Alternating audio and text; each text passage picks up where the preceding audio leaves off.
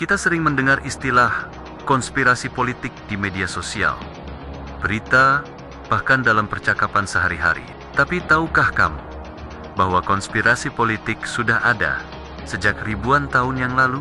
Mari kita mulai dengan sebuah kisah klasik. Pada tahun 44 sebelum Masehi, Julius Caesar dibunuh oleh sekelompok senator Romawi. Ini bukan pembunuhan biasa, tapi hasil dari konspirasi politik yang dirancang dengan sangat rapi.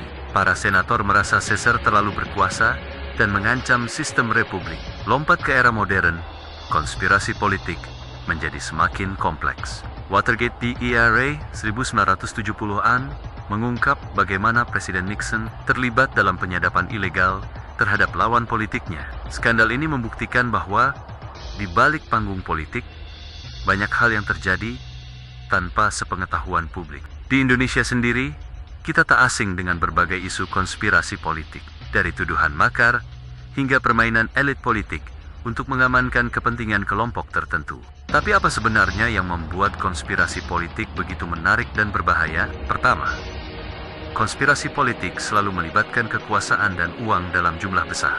Kedua, biasanya ada korban, entah itu individu, kelompok, atau bahkan seluruh masyarakat. Dan yang ketiga, konspirasi politik modern sering memanfaatkan teknologi dan media sosial untuk mencapai tujuannya. Yang menarik, di era digital ini, konspirasi politik jadi lebih mudah terungkap, tapi paradoksnya juga lebih mudah disebarkan. Hoax dan disinformasi bisa jadi bagian dari konspirasi untuk mempengaruhi opini publik. Lalu bagaimana kita sebagai warga negara menyikapi ini semua? Kuncinya adalah berpikir kritis. Jangan mudah percaya pada teori konspirasi tanpa bukti kuat. Tapi juga jangan terlalu naif mengira semua yang terjadi di panggung politik adalah apa adanya. Ingat, dalam politik tidak ada yang kebetulan.